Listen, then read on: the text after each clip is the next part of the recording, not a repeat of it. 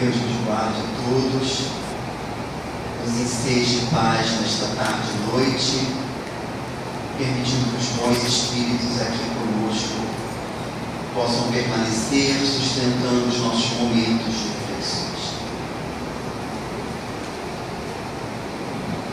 Numa página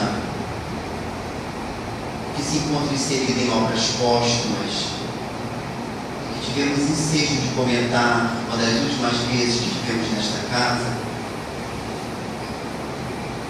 o senhor Clamarie, nessa página que é uma mensagem recebida em 23 de agosto de 1863, publicando essa página em obras póstumas,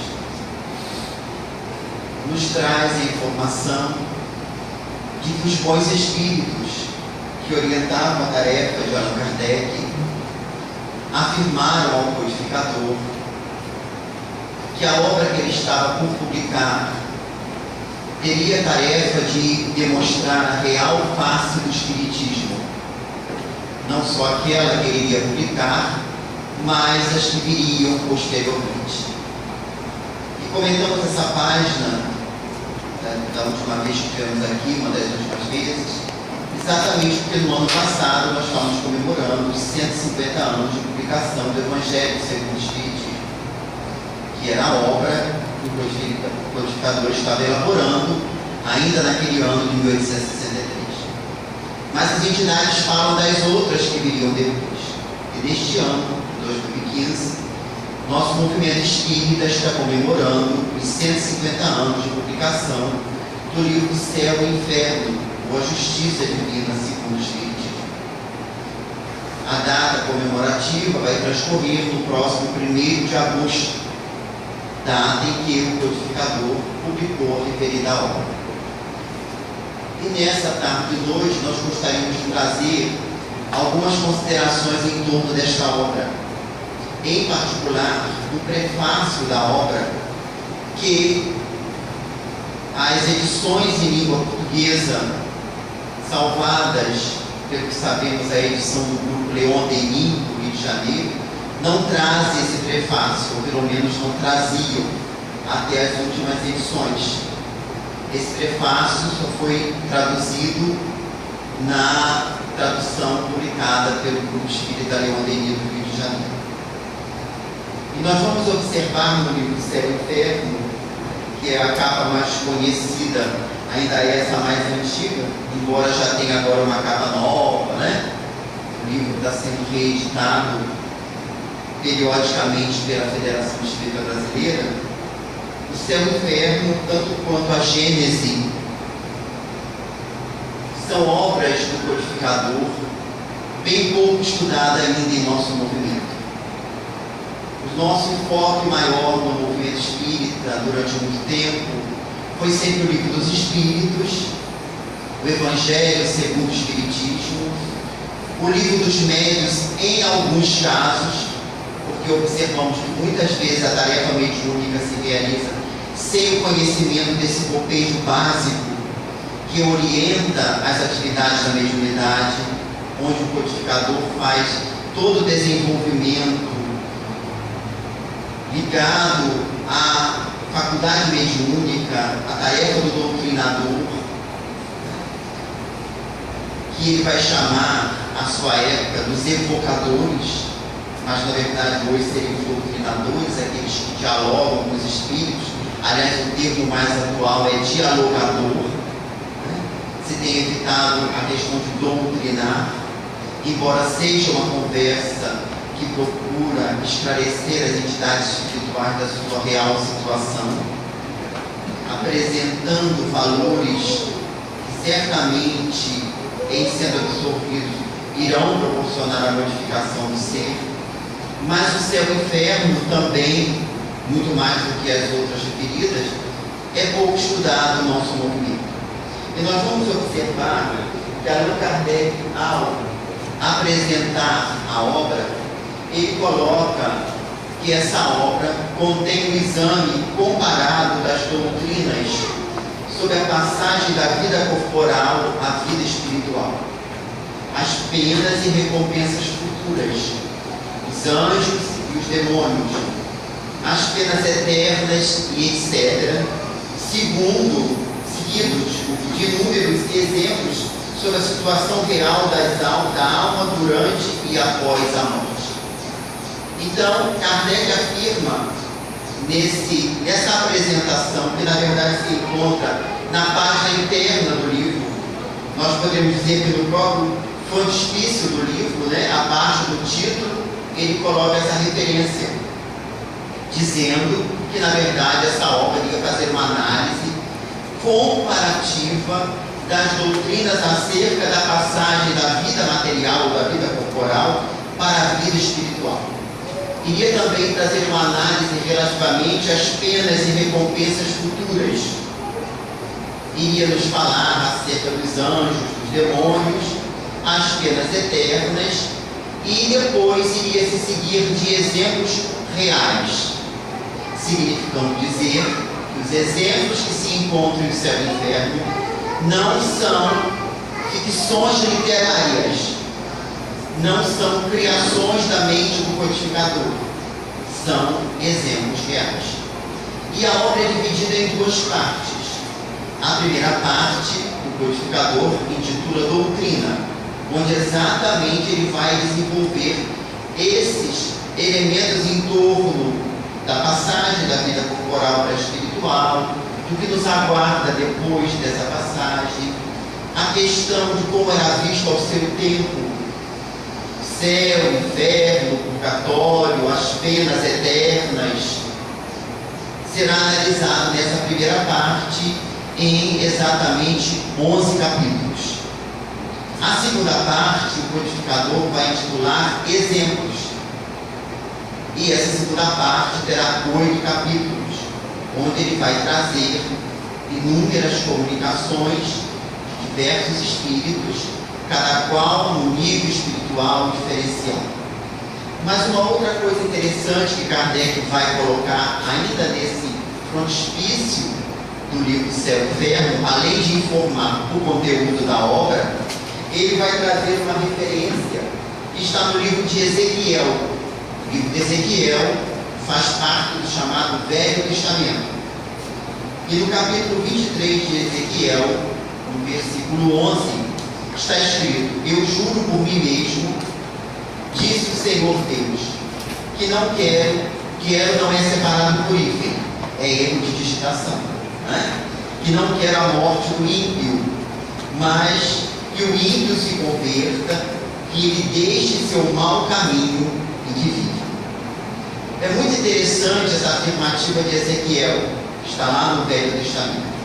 Aliás, Ezequiel é pródigo em esclarecimentos, demonstrando que, na verdade, desde tempos imemoriais, desde bem antes de Jesus vir apresentar a sua boa nova, trazendo a referência do Deus amor, do Deus misericórdia, do Pai que enseja sempre oportunidade de reabilitação ao vivo, em contrapartida ao Deus temor, das letras do Antigo Testamento e, em particular, da legislação civil criada por Moisés para poder conter um povo praticamente barbarizado, acostumado às práticas propriamente ligadas às coisas materiais, um povo muito preocupado em consultar o mundo espiritual para as coisas comezinhas do dia a dia.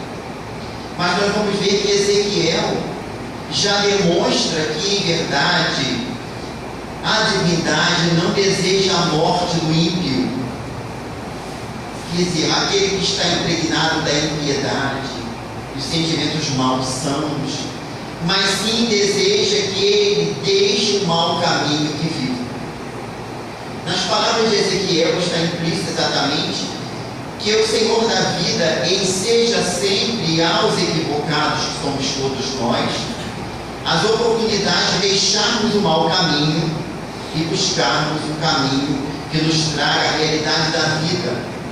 Não a vida no sentido propriamente corporal, a vida transitória da matéria, mas a vida no seu sentido maior, a vida em em sua finalidade verdadeira, que é aquela que nos conduz ao nosso processo de transformação e à nossa evolução. Então Kardec se preocupa em apresentar, exatamente antes de entrar nos comentários acerca do porvir e do nada, acerca das questões relativas ao céu, como ele é entendido ao seu tempo, ao purgatório, ao inferno, às penas futuras, aos anjos e demônios, ele se preocupa em apresentar uma referência do Velho Testamento, demonstrando a preocupação da divindade em que todos quanto nos desviamos do caminho do bem, tivéssemos ensejo de nos reajustarmos através das oportunidades. E aí o codificador vai então apresentar a obra num prefácio, que eu falei com isso hoje, que raras as edições em língua portuguesa possuem esse prefácio. E diz o codificador, explicando inicialmente o título da obra. O título desta obra indica claramente o seu objetivo. Nela, reunimos todos os elementos aptos a esclarecer o homem sobre o seu destino. E o título da obra é O Céu e o Inferno, ou A Justiça Divina segundo o Espiritismo. Vejamos que ele vai apresentar qual é a visão da justiça divina à luz da doutrina espírita. Mas ele se utiliza de um título, Céu e Inferno, exatamente porque nesse título estaria embutido a ideia ancestral acerca da justiça divina, segundo as tradições religiosas existentes. O céu ou o inferno, de conformidade com a atitude das pessoas. Mas ele então vai dizer que vai apresentar essa justiça divina à luz do Espiritismo. E dirá que nessa obra ele reuniu todos os elementos aptos a nos esclarecer acerca do nosso destino. Que destino? Aqui na Terra? O destino material propriamente dito? Não. O destino além da vida transitória da matéria. Aliás, vida que realmente é muito transitória. Porque nós vamos observar que no próprio Livro dos Espíritos, na segunda parte, quando o codificador vai estudar a questão do mundo espírita ou dos espíritos, no subitem ou no capítulo que vai analisar a questão do retorno do espírito à vida espiritual após a passagem na Terra, há uma questão que o codificador indaga: o que se torna a alma depois da morte? E a resposta é espírito, porque na verdade, dentro da nomenclatura que o codificador convencionou utilizar no Livro dos Espíritos, o termo alma significa o espírito encarnado. Então, o que se transforma a alma ou espírito encarnado quando deixa o corpo? Volta a ser espírito, retorna à vida espiritual, da qual se apartou momentaneamente. É a resposta dos espíritos. É uma resposta muito singular, porque para muitos de nós pode-se fazer o seguinte questionamento: mas como pode ser momentaneamente uma existência de 105 anos, que algumas pessoas agora têm logrado alcançar, né? Mas para a vida espiritual, que é a vida verdadeira, o trânsito corporal é um momento na nossa vida de espíritos. Estamos momentaneamente do corpo e depois saímos do corpo para retornar à vida espiritual e posteriormente retornarmos momentaneamente à matéria, até que chegue um instante que não mais necessitemos de reencarnar em corpos materiais. Que para muitos de nós, a grande maioria de nós encarnados na Terra, ainda está muito longe de ocorrer. Ainda estamos na nossa fase de aprimoramento, começando a aprender a lidar com a matéria, que para nós ainda é uma barreira tão grande.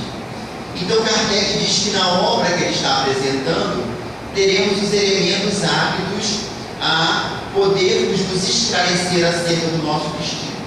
Como em outros escritos, continua Kardec, como outros escritos nossos sobre a doutrina espírita, nada lhe inserimos que fosse produto de um sistema pré-concebido ou de uma concepção pessoal que não teria nenhuma autoridade.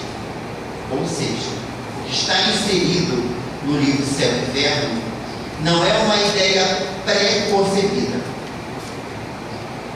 e não é nada de cunho pessoal, não é uma opinião pessoal do codificador.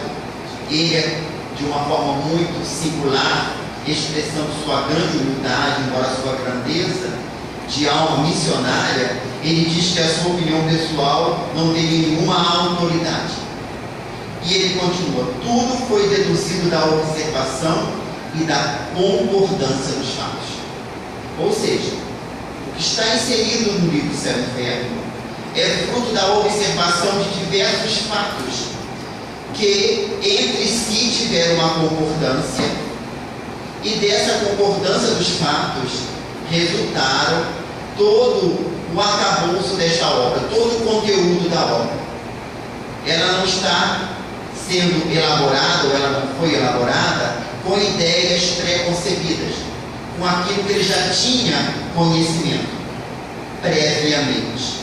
Ela foi elaborada através da observação dos fatos e da concordância dos fatos. Vejamos que é bastante elucidador esse prefácio, que na ausência desse prefácio na apresentação da obra, nós às vezes temos dificuldade de entender determinados elementos que o codificador apresenta no livro Céu e Inferno. E ele vai continuar. Em O Livro dos Espíritos se encerram as bases fundamentais do Espiritismo. É uma afirmativa que nós vamos encontrar, em outras palavras, na introdução do Livro dos Espíritos, no item 1, Kardec diz que a doutrina espírita se encontra inserida naquela obra, significando dizer que não temos condições de conhecer o Espiritismo sem estudar o Livro dos Espíritos. Parece óbvio, mas muitas vezes o óbvio não é tão óbvio assim, porque muitos apresentamos uma grande dificuldade para o estudo. E embora o codificador afirme que no Livro dos Espíritos se encontra a base fundamental, ou as bases fundamentais se encerram do Espiritismo. E o que são as bases fundamentais? É aonde todo o edifício vai se erguer, não é? A base é isso. Seriam os alicerces, onde vamos cavar a terra, e dependendo do tipo de solo, a escavação tem que ser bem profunda. Quando vamos edificar alguma obra, algo que faz tremer as bases de qualquer construtor é encontrar água no solo. Porque a maior quantidade de despesa com pedra e cimento vai ser para poder encher e tentar fazer com que o edifício se erga sem que ceda as bases, considerando o terreno instável para a existência de quantidade de água excessiva no subsolo, na parte onde será ficadas as bases. Então ele diz que, na verdade, o Livro dos Espíritos tem as bases, ou seja, foram lançadas as bases para se erguer o edifício. Aliás, essa imagem do edifício está na referida comunicação de 23 de agosto de 1863, que mencionamos logo no início. Há um momento que os Espíritos dizem que é o instante do Espiritismo se liberar dos andaimes, a fim de que se pudesse divisar no futuro a cúpula a ser instalada. Vejamos a imagem que os Espíritos trazem ao codificador, né? Se livrar dos andaimes significa dizer que as paredes já estavam erguidas, né? Faltava o acabamento, né? A cúpula, para que a obra estivesse concluída. As bases se encontram, portanto, no Livro dos Espíritos. E ele continua: todos os princípios da doutrina aí estão colocados, até aqueles que devem fazer o seu remate. O que é rematar uma obra? É fazer o acabamento. acabamento, né? É consertar. Às vezes se edifica-se com o pedreiro, entre aspas, né? Que não tem muito hábito de construção, mas que se diz que é pedreiro, né? Ele vai erguer uma parede e ela fica assim meio torta. Aí ele diz, não se preocupa não, a gente conserta no remate. E haja cimento para consertar e botar aquilo resto que ficou torto, né? Porque o remate é o acabamento, né? Aquilo que vai arrematar a obra, que vai concluir, vamos dizer assim. Seria isso. Então Kardec afirma que no Livro dos Espíritos estão contidos todos os elementos, todos os princípios da doutrina, até aqueles que iriam concretizar a obra que estava sendo edificada. É uma afirmativa muito séria que muitas vezes nós não reflexionamos nessa afirmativa. Está contido ali. Tudo. Só que está em forma de um código. Não é? Então, o que nós chamamos de codificação. E o código é desdobrado. Mas as bases ali estão lançadas, os princípios da doutrina ali se encontram lançados em livros dos Espíritos. Mas era necessário, diz Kardec, continuando no seu prefácio, mostrar os seus desdobramentos, dela deduzir todas as consequências e todas as aplicações, à proporção que elas se patenteavam pelo ensino complementar dos Espíritos e por novas observações. Então, o próprio codificador afirma que esses princípios contidos em O Livro dos Espíritos necessariamente teriam que ser desdobrados,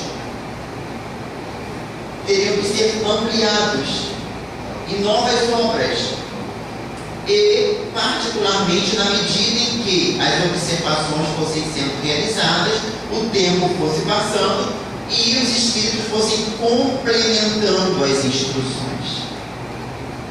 Olha que interessante a visão. Tem uma obra e dela iriam se desdobrar as demais. É o codificador que afirma. Foi o que fizemos em O Livro dos Médiuns, em O Evangelho segundo o Espiritismo, com pontos de vista particulares. É o que fazemos nesta obra com outro ponto de vista. E é o que faremos sucessivamente naquelas que nos faltam publicar e que virão a seu tempo.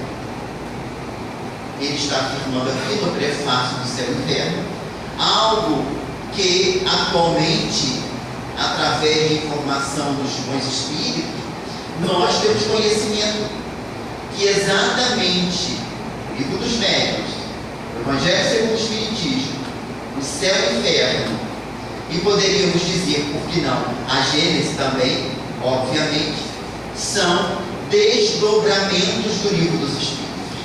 Se nós tomarmos as 4 partes do Livro dos Espíritos, as causas primárias, né, da causa primária, a segunda parte do mundo espírita dos espíritos, a terceira parte relativamente à questão das leis morais e a quarta parte das esperanças e consolações, nós vamos verificar que dentro dessas partes do Livro dos Espíritos foram retiradas de cada uma dessas partes em particular, embora as obras subsequentes tenham características do todo do Livro dos Espíritos, mas ela desdobra uma parte em particular. Nós vamos ver que o Livro dos Médiuns é o desdobramento da segunda parte do Livro dos Espíritos, do mundo espírita ou dos espíritos. Tanto que Kardec inicia o Livro dos Médiuns com um questionamento a espíritos. Porque não se pode falar em fenômeno mediúnico sem termos a certeza da existência dos espíritos. Mas na segunda parte do Livro dos Espíritos, ele vai tratar exatamente do mundo espírita ou mundo dos espíritos, trazendo considerações dos espíritos em torno dessa realidade dos seres individualizados. A análise dos espíritos como individualidades e não mais como princípio inteligente da criação, mas como princípio inteligente individualizado. Tanto que o espírito é analisado ali, com E maiúsculo, quando ele fala do princípio inteligente, né, da criação, que em contrapartida temos o princípio material e a divindade como sendo o ápice dessa trindade universal, no dizer do próprio codificador, Deus, espírito e matéria, esse espírito é o princípio espiritual. Quando ele trata do princípio espiritual no livro dos Espíritos, toda referência a espírito está com E minúsculo, porque não é individualidade ainda. É o princípio inteligente que um dia, através das elaborações multimilenárias, em condições que nós ainda desconhecemos, já que muitos espíritos apresentam as suas respectivas teses, mas em verdade nós desconhecemos a grande parte de como se elabora o princípio espiritual até a sua individualização. O espírito então se individualiza e a partir dali ele vai tratar da situação dos espíritos no mundo espírita ou dos espíritos. Tanto que ele vai falar da erraticidade, do período em que passamos entre uma encarnação e outra. O livro dos médios, portanto, é um desdobramento dessa segunda parte do livro dos Espíritos. E o Evangelho segundo o Espiritismo é um desdobramento exatamente da terceira parte, das leis morais. Vamos encontrar no Evangelho segundo o Espiritismo, particularmente, a moral do Evangelho, que é a base do Evangelho segundo o Espiritismo.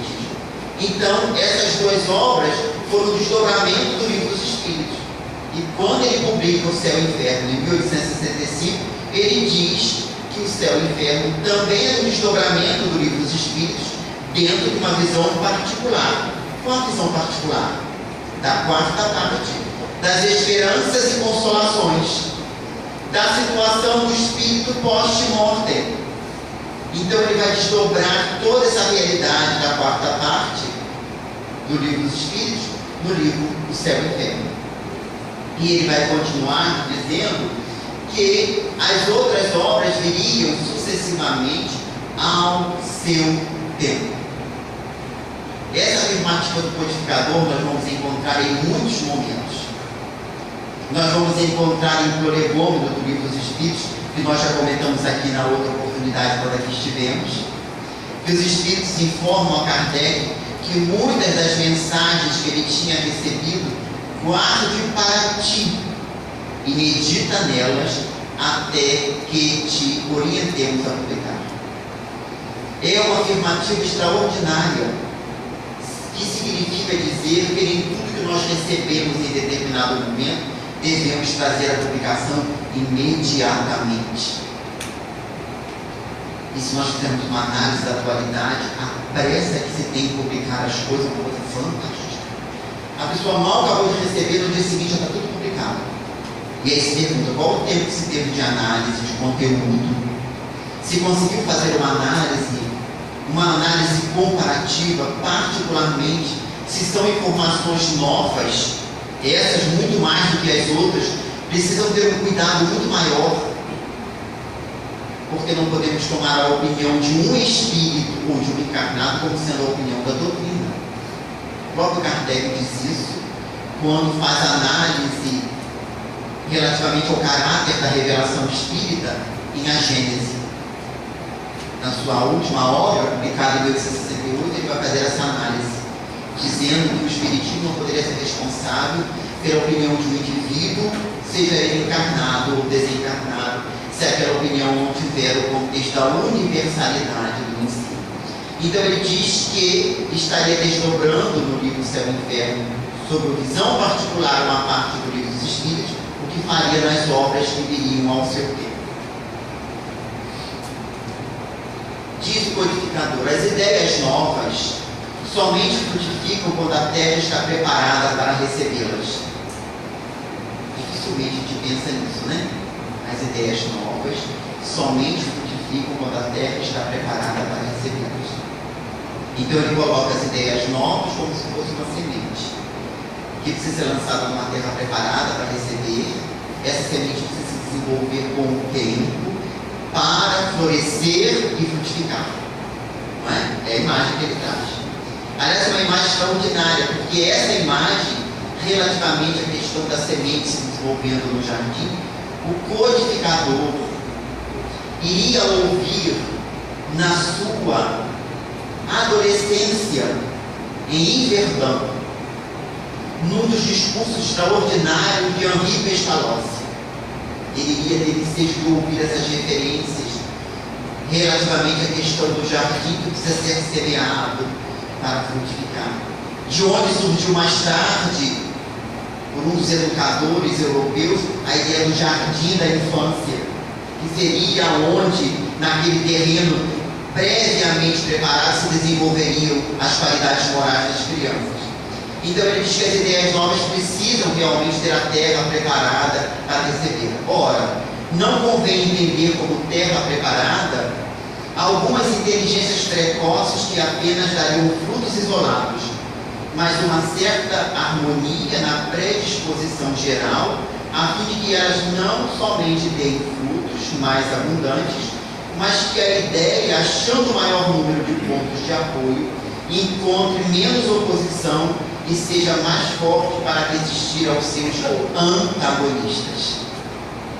Essa afirmativa de Kardec nós vamos encontrar de alguma maneira desdobrada no Evangelho segundo o Espiritismo, quando ele apresenta uma análise da doutrina de Sócrates e Platão com o cristianismo e o espiritismo. Quando ele vai mostrar que quando Sócrates traz determinadas informações ao seu tempo, algumas poucas pessoas estavam preparadas para aquela informação. Então não houve uma adesão geral ao pensamento socrático no sentido da ideia da imortalidade, da sobrevivência. Alguns poucos conseguiam perceber. Então os antagonistas da ideia de Sócrates foram mais fortes naquele primeiro momento, embora não lograssem o resultado esperado, porque matando o homem não matava a ideia de Sócrates sobreviveu, mas ela teria que esperar o tempo para ser mais ampliada.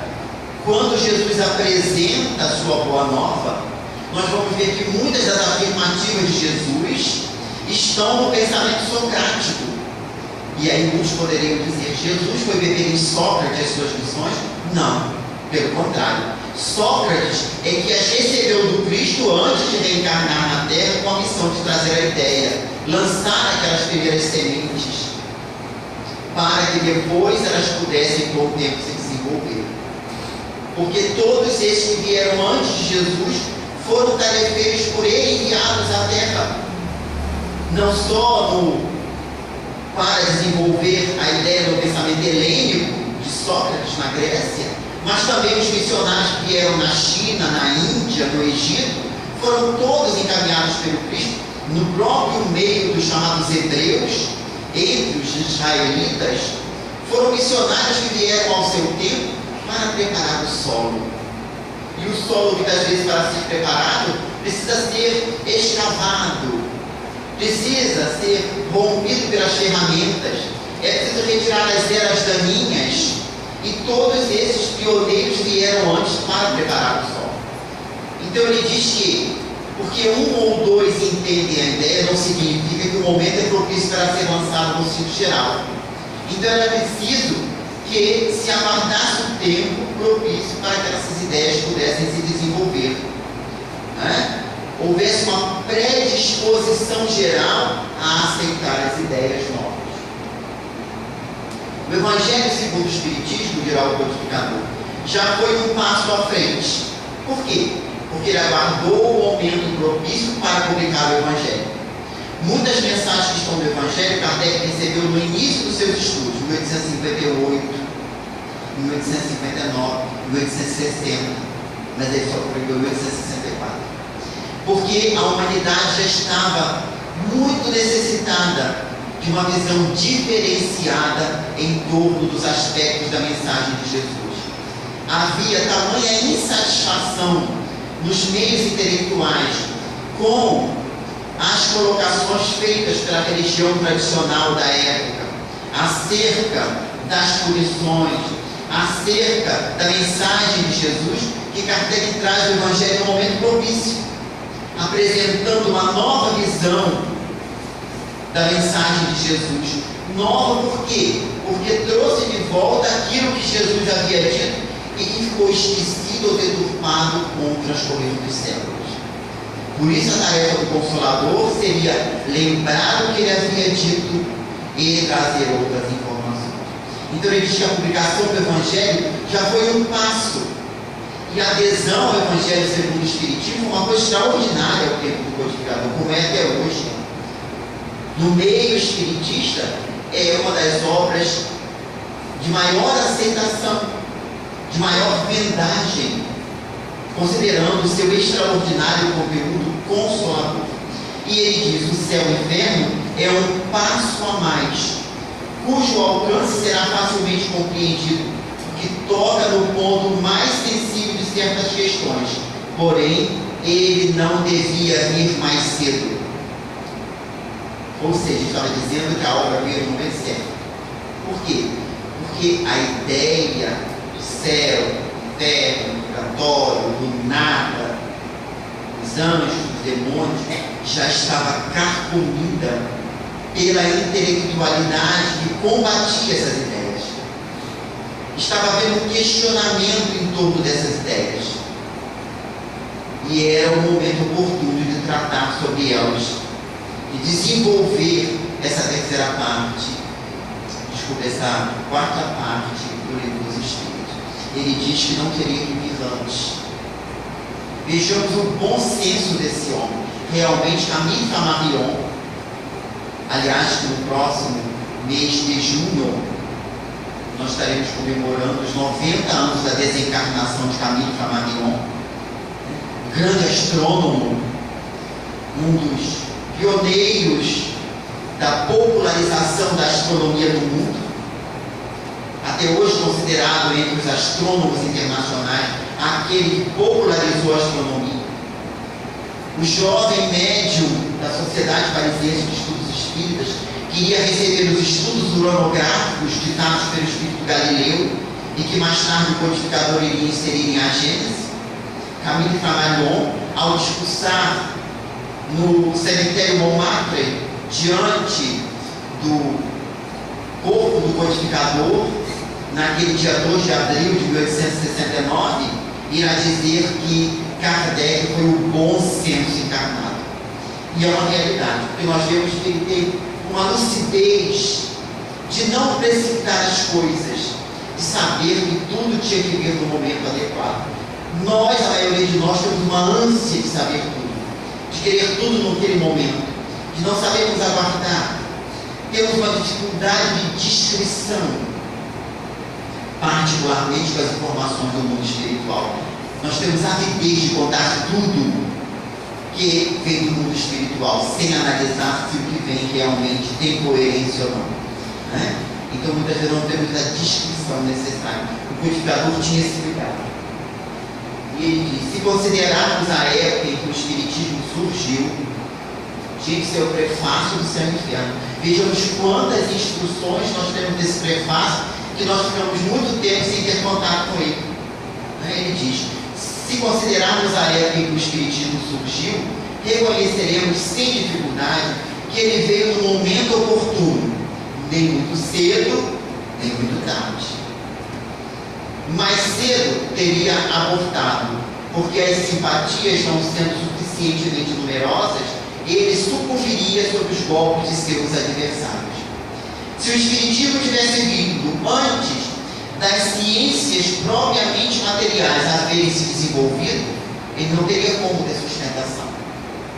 E isso Kardec vai nos apresentar exatamente em A Gênese, quando ele vai estudar o caráter da revelação espírita. Ele vai dizer que as ciências humanas necessitaram uma das outras para o seu desenvolvimento. E algumas das ciências humanas vieram dos conhecimentos, que nós poderíamos dizer, empíricos, até místicos, como a astronomia, que teria origem na astrologia. Nós vamos verificar que a química teria origem na alquimia, na ideia de se buscar transformar determinados elementos em metais preciosos. Dali surgiriam mais tarde os estudos da química. E na fenomenologia propriamente mística de todos os povos, iriam ter origem mais tarde as ideias consolidadas pelo codificador, apresentando essa capacidade da criatura humana de contactar com o mundo espiritual como algo inerente à criatura humana, mas que precisa ser conduzida de uma forma saudável e digna. Então, se o Espiritismo viesse antes do seu tempo, teria abortado, como aconteceu com muitas ideias que vieram sem que a ciência tivesse desenvolvido, e sem que determinadas ideias propriamente desprovida de conteúdos confirmatórios, tivessem sido corroídas pelo tempo. Então o Espiritismo, no momento certo, se tivesse vindo antes do codificador, teria abortado, não é? Porque não encontraria a simpatia das pessoas.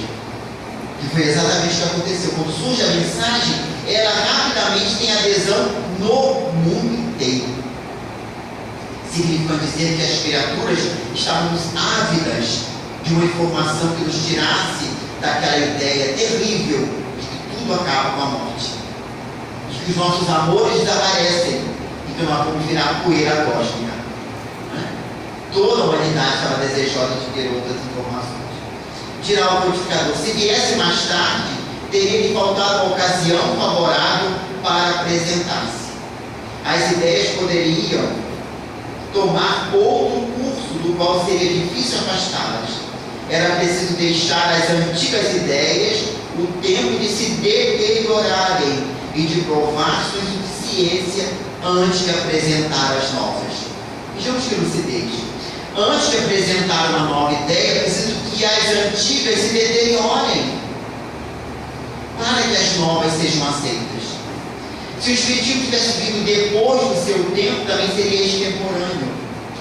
Imaginemos as manifestações de mesas girantes na atualidade, com essa tecnologia que faz qualquer coisa, que faz com que uma pessoa esteja, por exemplo, em outro país e a imagem dela seja projetada num palco e dialogue com os presentes numa conferência virtual, a imagem holográfica dela projetada tridimensionalmente. Hoje tem tecnologia no século XIX, não tinham as condições que hoje tem de simular aqueles fenômenos autênticos. E os espíritos são tão sábios na programação das suas atividades que, em verdade, a cada momento eles utilizam-se dos recursos próprios que a ciência se utiliza à sua época para as manifestações. No primeiro período da fenomenologia espírita, nós vamos verificar que, como tudo era muito ligado à questão material, a matéria é aquilo que ocupava lugar no espaço, que tinha dimensão, que poderia ser pesado, eles produzem os primeiros fenômenos nos objetos. Mais tarde, quando começam os estudos na área da biologia, na área da anatomia humana, estes espíritos vão começar a produzir outros fenômenos que serão estudados ao tempo próprio através dos estudiosos da fisiologia e das ciências. Então, exatamente os estudos de William Crookes com a médium Florence Cook, a jovem médium que vai materializar durante 3 anos seguidos em sessões subsequentes o espírito Kate King, que vai ser analisado por William Crookes, o maior físico do século XIX, o descobridor do estado radiante da matéria, o criador do tubo catódico. Ele vai estudar e demonstrar a realidade da imortalidade da alma com a corporificação dos espíritos, particularmente de Kate King, que irá ser analisada com todos os equipamentos que William Crookes vai construir uma balança elétrica que pesa mínimas mudanças de peso, para demonstrar que algo saía do médium para a produção do fenômeno. Mais tarde surgirá a extraordinária Eusápia Paladino, a média italiana, que vai produzir fenômenos que irão convencer César Lombroso, o maior penalista do final do século XIX, do início do século XX, o criador da antropologia criminal, ainda hoje estudada, embora a tese lombrosiana, de que a estrutura craniana dizia que aquela pessoa seria um criminoso ou não, está superada. Mas nós vamos ver que nos estudos de Lombroso, à sua época ele era um homem respeitado, ele vai estudar aquela médium, solicitar uma entrevista com ela, e diante dos seus olhos atônitos, de homem que negava qualquer manifestação espiritual, que estava a ponto de escrever uma obra para combater o espiritismo sem conhecer, como aliás é muito comum as pessoas combaterem sem conhecer, no local por ele combinado em presença de outros sábios seus amigos, a médium vai fazer um transe e de trás de uma cortina surgirá uma mulher pequenina com um lenço na cabeça que vai se aproximar dele e dizer: Cesare, me ouviu. Era sua mãe desencarnada há 50 anos, que vai lhe falar no dialeto da sua localidade de nascença na Itália, e que vai dizer que ele tinha uma missão a realizar, agora que ele tinha comprovação de que a morte não mata. E Lombroso terá a coragem de escrever obras dizendo que os fenômenos espíritas eram reais. Coragem que não terá Charles Richer, Nobel de Fisiologia de 1913, que estudando os fenômenos de materialização através da própria Eusápia Paladino e de outras médiums, ele terá ensejo de criar para aquela substância que saía do corpo dos médios para produzir as materializações, que ele conseguiu tomar num tubo de ensaio e analisar no microscópio e verificar que ela tinha características do citoplasma das células humanas. Ele dará o nome de ectoplasma, porque é o plasma que se exterioriza ecto para fora. Ele vai dar o nome àquela substância, mas não terá coragem depois de afirmar a realidade.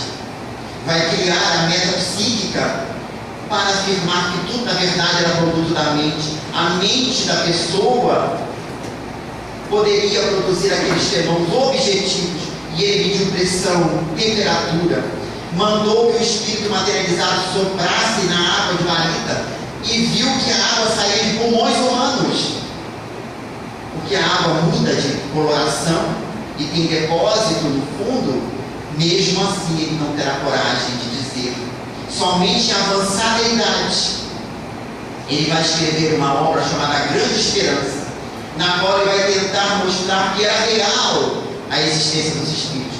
Mas muitos dirão que ele já estava gaga, já estava com mais de 80 anos, né? Ele agora, coitadinho, já na beira da morte, estava achando que era uma realidade, né? Por isso Humberto de Campos escreveu uma página através do Chico, falando do retorno de Richer à vida espiritual, né? Porque diz que, de uma forma poética, obviamente, né? Jesus pergunta aos seus missionários no mundo espiritual se todos aqueles que vieram à Terra para comprovar a realidade da imortalidade, se já tinham retornado. Ele disse: não, ainda falta o Richer. O que ele está fazendo na Terra ainda? Né? Não, ele está ainda trabalhando para comprovar, mas não conseguiu fazer até agora. Sim, mas ele ainda não afirmou. Bom, se ele não afirmou até agora, volte com ele, porque já passou o tempo. Porque tudo tem o seu momento. E Richer perde a oportunidade, mas os espíritos utilizam dos fenômenos biológicos para comprovar a imortalidade, já que o ectoplasma é uma substância que sai do citoplasma da célula. Agora, no período da tecnologia, os espíritos utilizam o videocom, o spiritcom, não é? Os meios tecnológicos para demonstrar a sua realidade, porque tudo tem o seu tempo.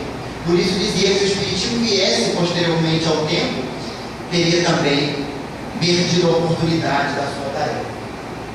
E ele vai dizer: as ideias prematuras não são bem sucedidas, porque não se tem maturidade para compreendê-las, e porque a necessidade de uma mudança de posição ainda não se faz sentir. Então, como a ideia chega antes do tempo, como nós ainda não estamos dispostos a mudar, essa ideia não tem eco na nossa intimidade. E isso é uma afirmativa muito oportuna, sobretudo nesses dias de novidades, onde as pessoas estão à caça de novidades, de informações novas.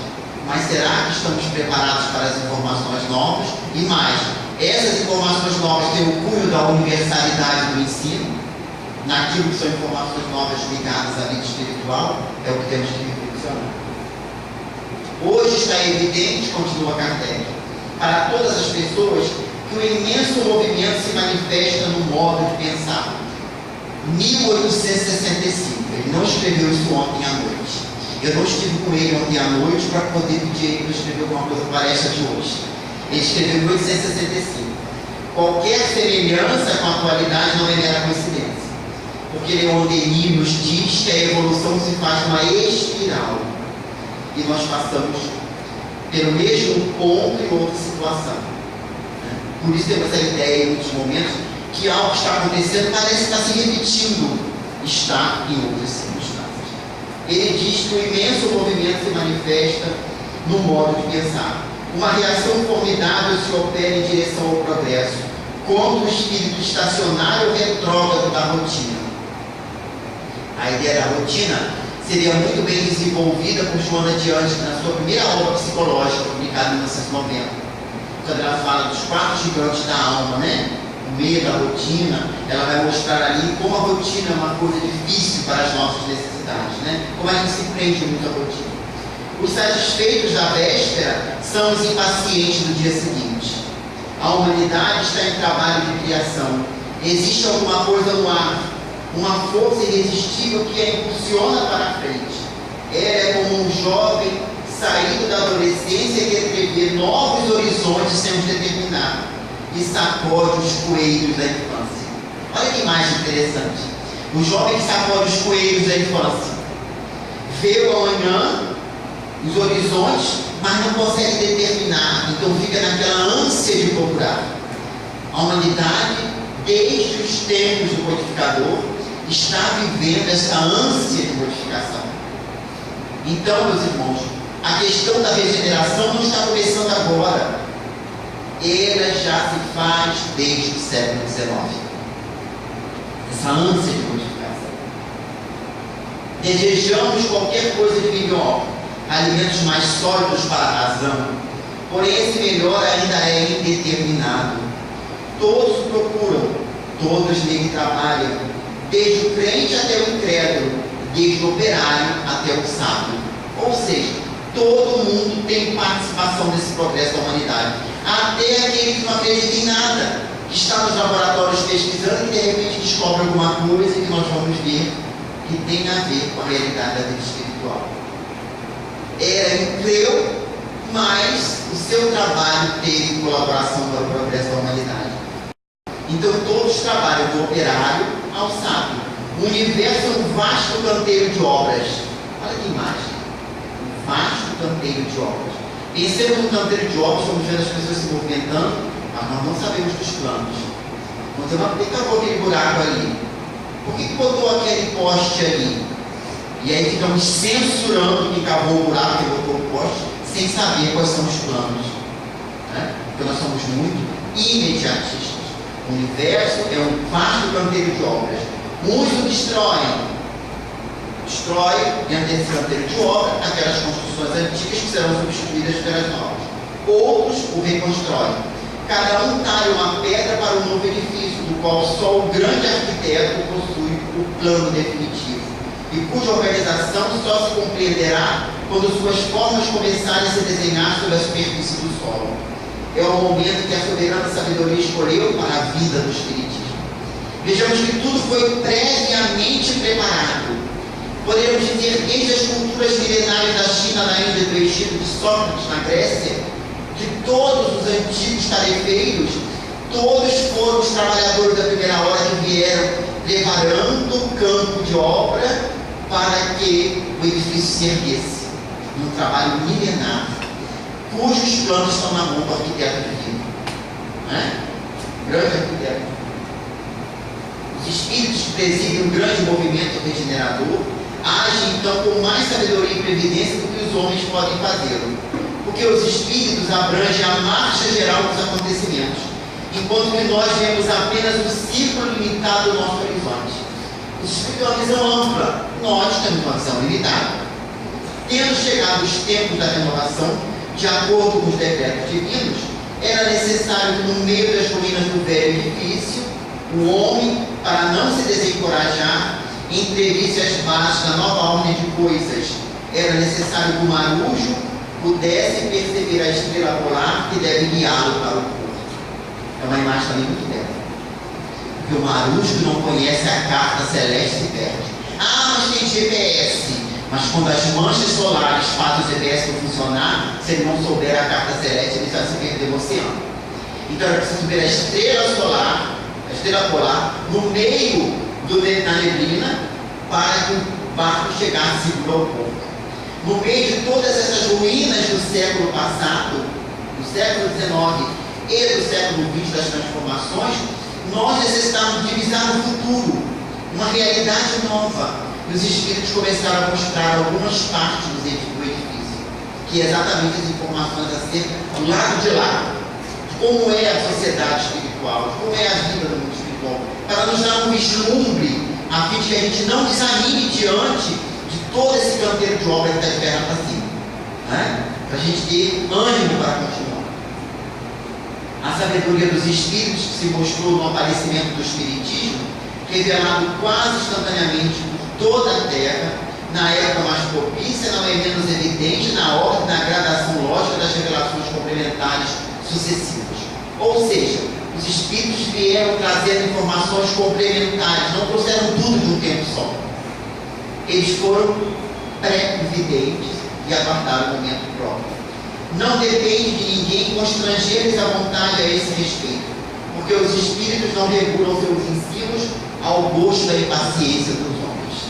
Então não adianta querer que os Espíritos tragam informações antes da hora, né? E Kardec vai fazer uma afirmativa muito interessante aqui à frente, quando ele diz: não basta dizer nós queremos ter tal coisa para que ela nos seja dada, e ainda menos nos convém dizer a Deus: julgamos que chegou para vós o momento de nos dar tal coisa. Nós mesmos julgamos bastante avançados para recebê-lo. Porquanto isso seria dizer-lhe, nós sabemos melhor do que vós o que convém fazer. E há muita gente que diz isso à divindade. Está na hora do Senhor trazer uma novidade nova, como se Deus não soubesse o que deveria fazer. E esquecemos da advertência de Kardec no Livro dos Médiuns. Quando algo é extemporâneo, os espíritos bons e nobres não trazem. Mas se a pessoa insiste em saber, ela recebe a resposta de quem? Dos pseudo-sábios, dos mistificadores que dizem qualquer coisa. Porque a pessoa quer saber antes da hora algo que não deve chegar naquele momento. Exatamente o codificador diz isso aqui na introdução do Céu e Terra. E os espíritos vão dizer para nós, segundo Kardec nos fala, aos impacientes, né? Nós sabemos, diz aqui, melhor do que vós, o que convém fazer. Aos impacientes, os espíritos respondem: começai primeiro por saber muito, ou seja, estudai muito. E essa palavra estudar para nós, né, ecoa assim, mas estudar. Falou em reunião de fenômeno, tem múltiplas, mas reunião de estudo começa com muitas pessoas com tempo poucos. Parece até a universidade, né? Que a pessoa começa, a turma imensa, daqui a pouco se forma 2, 3, 5, né? Porque alguns desistem do caminho. Os que começar por saber muito, compreender muito. Não adianta só estudar, é necessário interiorizar para compreender. E mais, principalmente, praticar muito o que já sabeis, a fim de que Deus nos julgue dignos de aprender mais. Depois, quando chegar o momento, saberemos agir e escolheremos os nossos instrumentos. Não somos nós que vamos dizer aos Espíritos: vem através de mim dizer tal coisa. Não, eles escolhem os instrumentos no momento certo. Mas é preciso primeiro saber muito, compreender muito e, sobretudo, já viver o que nós sabemos. E há de se perguntar: já estamos vivendo o que sabemos? É uma questão que cada um de nós temos que fazer uma análise, né? Para saber se já somos dignos de receber outras informações, ou se ainda estamos precisando interiorizar aquelas que já nos foram trazidas. A hora vai avançar, já estamos quase fechando, né? Na primeira parte desta obra, dirá o codificador, intitulada Doutrina, contém análise comparada das diversas crenças sobre o céu, o inferno, os anjos e demônios, as penas e as recompensas futuras.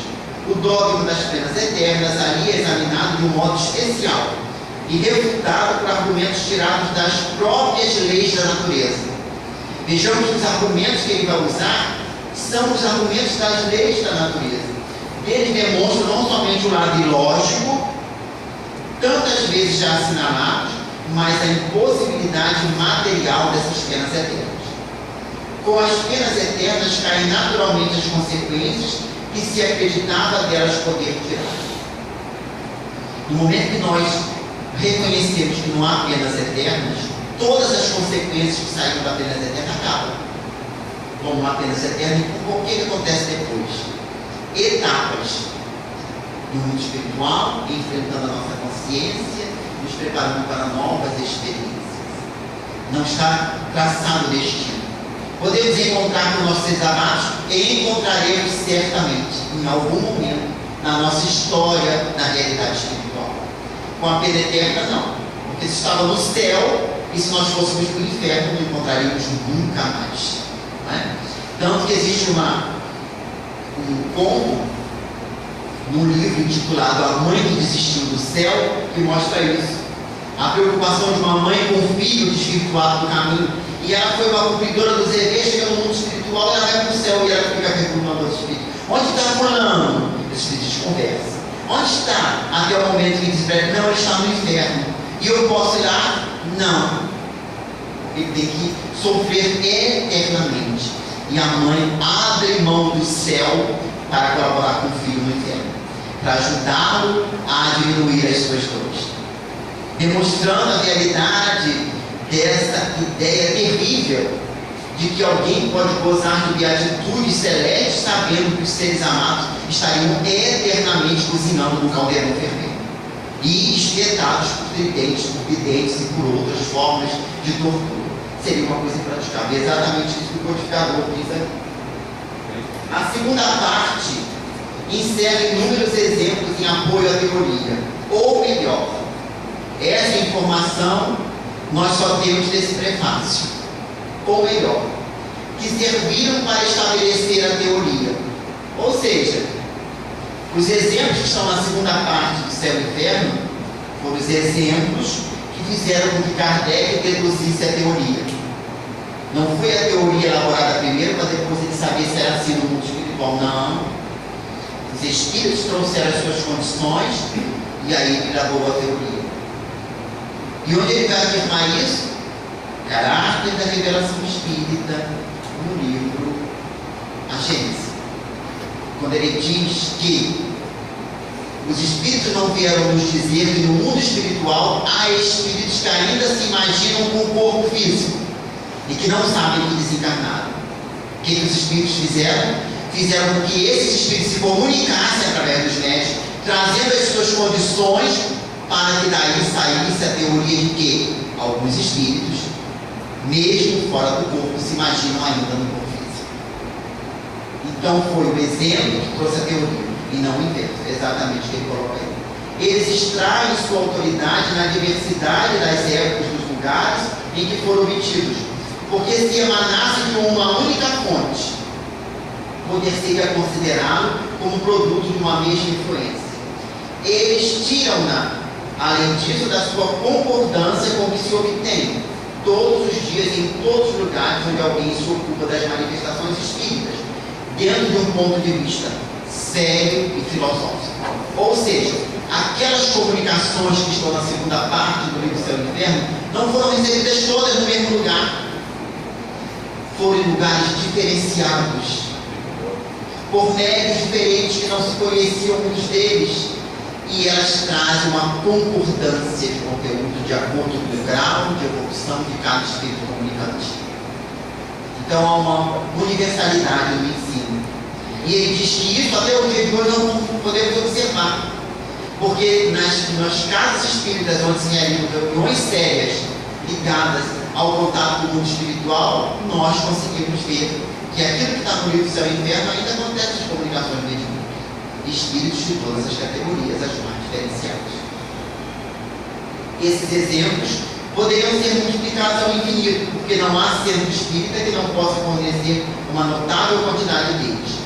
Para evitar repetições tediosas, tivemos que fazer uma escolha entre os mais instrutivos.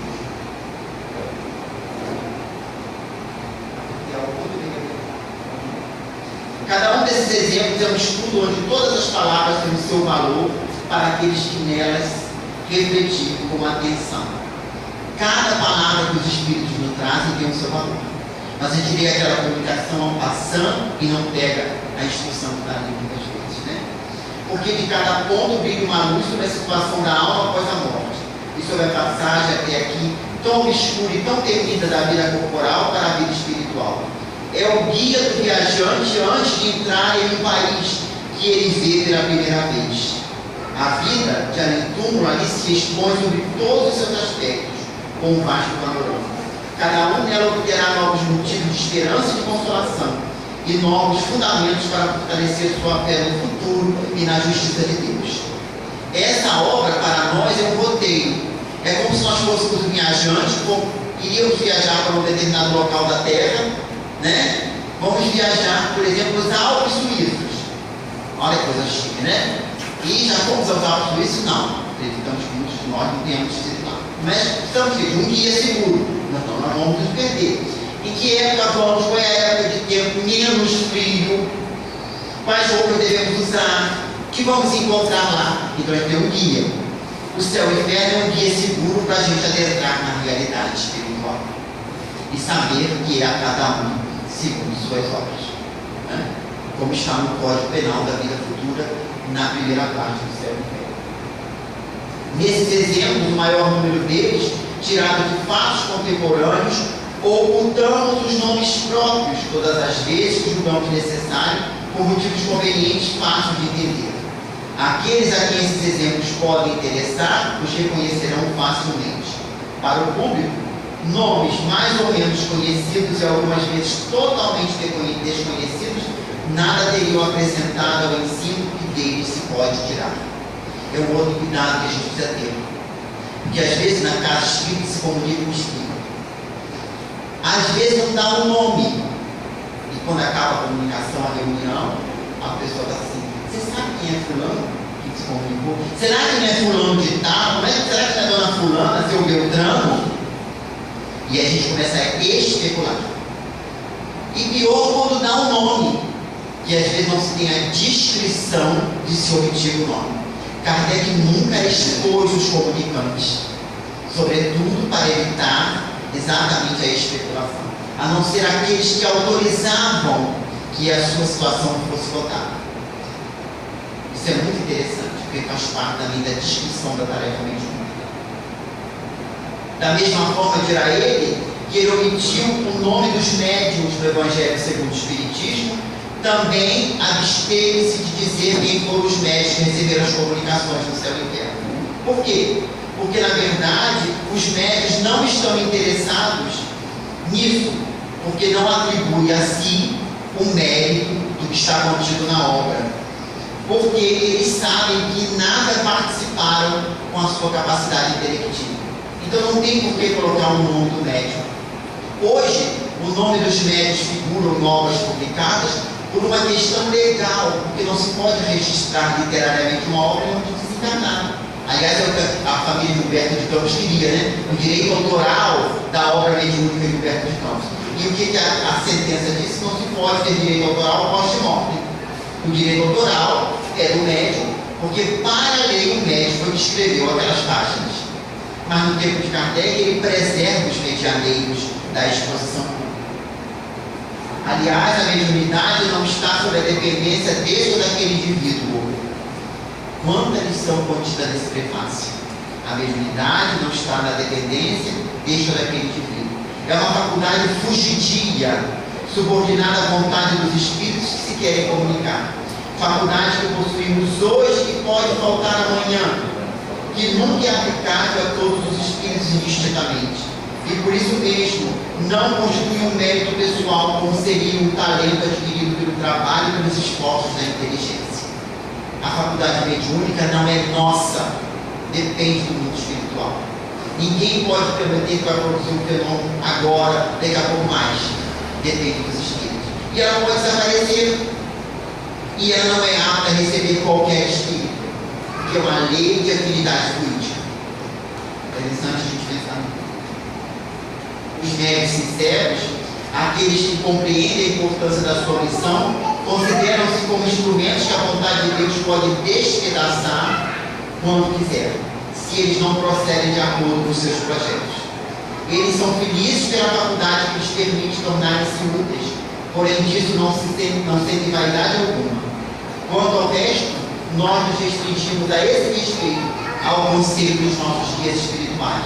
Ele não divulgou o nome dos médicos, porque os próprios guias disseram para não fazer.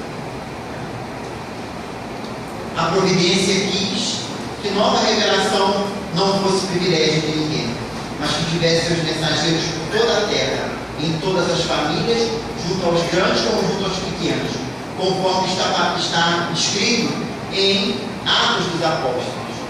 Derramarei do meu espírito sobre toda a carne. Vossos filhas e filhos profetizarão, vossos jovens terão visões, vossos velhos sonhos. Nesses dias derramarei o meu espírito sobre todos os meus servos e servas, e eles profetizarão. São as palavras de Pedro repetindo do profeta Joel no capítulo 2 do Antigo Testamento. E fecha Kardec no prefácio, dizendo: mas também foi dito, haverá falsos cristos e falsos profetas. E nos faz referência ao capítulo 21 do Evangelho segundo o Espiritismo. Ora, esses últimos tempos chegaram. Não é o fim do mundo material, como sempre se tem acreditado, mas o fim do mundo moral. Que mundo moral? O mundo moral pervertido, corrompido, desarmonizado. Quer dizer, a era da regeneração. Vejam que o próprio codificador diz que estávamos caminhando para uma era de regeneração. Mas como se iria popularizar o fenômeno mediúnico, também não deveríamos esquecer que haveriam muitos falsos cristos e falsos profetas. E esse capítulo do Evangelho segundo o Espiritismo deve ser para nós objeto de profundas reflexões. Estamos vivendo tempos assim. Há muitos falsos profetas da erradicidade, dizendo que querem e como querem, utilizando-se de bocas e vigilantes de médios fascinados, que têm trazido muito tumulto no meio da nossa convivência com a realidade espiritual. Mas nós já temos bastante material para reflexionar, comparar, analisar e separar o joio do trigo. No livro dos Espíritos estão as bases do pensamento espírita. E o céu e o inferno vem desdobrar para nós essa realidade do mais além. Aqui todos adentraremos, mais hoje, mais amanhã. Da onde viemos e para onde voltaremos. Queremos saber como vamos estar amanhã no mundo espiritual? Analisemos a nossa vida de hoje, porque estaremos amanhã com os resultados do que hoje estamos edificando. E é sempre tempo de recomeçar. Que Deus nos guarde e nos seja muito bom. Desculpe ter avançado a hora.